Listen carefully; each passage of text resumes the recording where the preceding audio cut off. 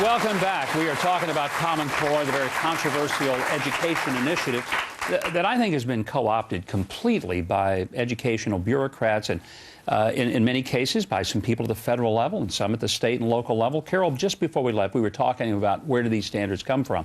Right. The governors and the chief state school officers kind of collaborated to bring them so that there would be consistency. The kid lived in Oregon and went to school there in the 5th grade. Then he moved to Georgia. There would be a comparable standard by which he would be judged. So how do we develop? What is the best way to develop? Because I don't hear you saying we shouldn't have them. No, I believe very much so in high standards. I always have. Our school is known for its high standards. The problem with these particular standards, they were not developed by K-12 educators. So who came up with it? David Coleman is the name that's most associated with the creation of the standards, another small group of university professors.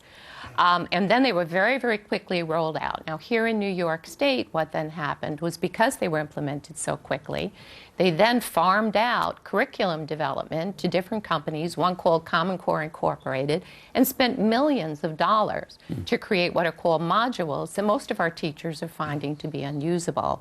So a lot of the problem, I think, Governor, is that it was done so quickly and pushed out so quickly with tests that the natural unfolding that should happen never occurred. Like, for example, when we do change in our district, what we do is we introduce it at a grade level. And then we start to bring it through the grade levels. So, for example, when we accelerated all kids in mathematics so that everybody would take algebra in 8th grade, we started with 6th graders, moved it to 7th, then to 8th. But with Common Core state standards in New York State, everything was pushed out all at once. And Julie, you had an experience with your own daughter. She was making A's in math, new standards were developed, and she came home with a D. Yeah. So what happened that was so dramatically different? So my school district, Hillsborough School District, implemented CPM, and they saw Common Core and they reviewed several different curriculums, and they voted on that as being the best one to meet Common Core requirements. CPM requires a group learning atmosphere. Direct instruction is not encouraged at all. It's discouraged in favor of group learning.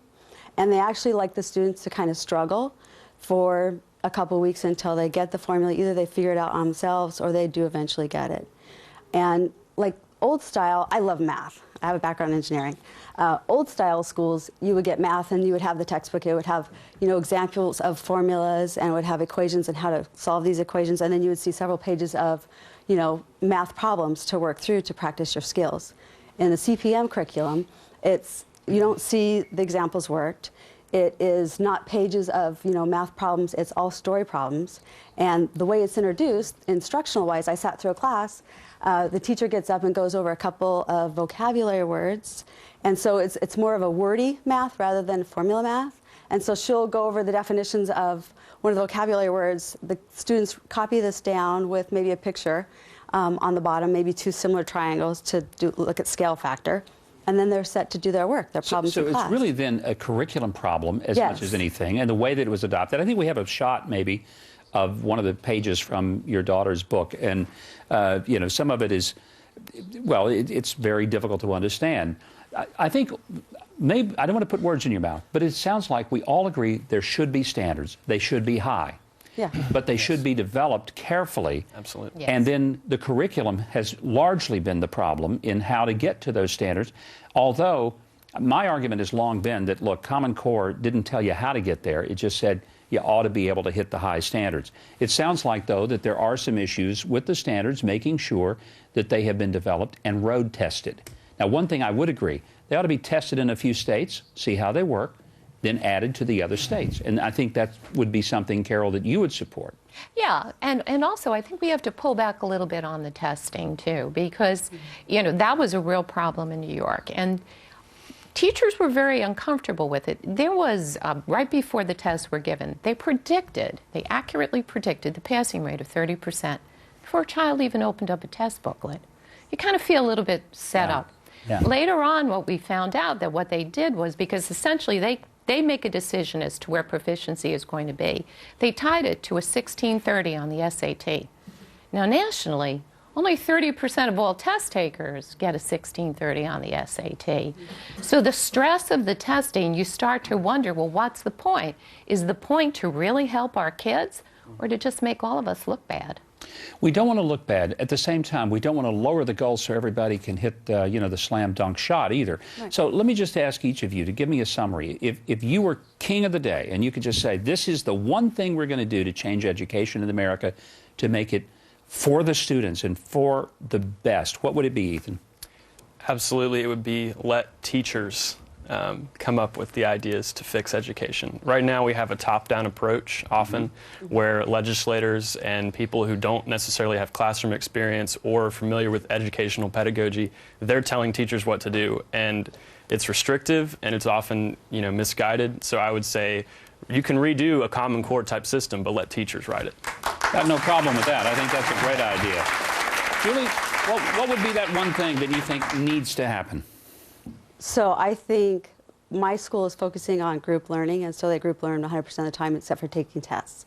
And I think if they need to have group learning, they can do that one day a week, but go back to instructional learning because children need to have examples and build up confidence before they're given tests, rather than having them struggle and struggle for a week or 2 weeks. Their confidence goes down. And so my A student didn't think she was going to be good in math anymore. Good point. Okay, and Carol, final word. You got to slow it down. You got to pull back on some of the testing. You have to let it roll out in a natural way, and then take a look at the standards, see what makes sense and what doesn't, discard it. Very good. Listen, all of you have been great. I appreciate it very much. I think it's very important to realize that education is not a perfect science. It's an art. So we're always going to be tinkering with it. But one thing I would like to believe that every American agrees, we ought to raise the standards, challenge our students to be the best in the world, because that's who they're competing with. Then we have to make sure that we measure. I agree, we can over-test, and sometimes that is done. That's not good. But you got to keep score. I can't imagine the BCS Bowl being played with the scoreboard off and just say, we don't care what the score is, we just want to have a good time and enjoy the game. Keeping score is part of it. And then accountability. If the results aren't there, kids aren't learning, you know what? Somebody's got to pay with a job. That's the way it is. You can't keep paying if people aren't learning. So all of those are important factors. It's great to have all of you here. Thanks very, very much.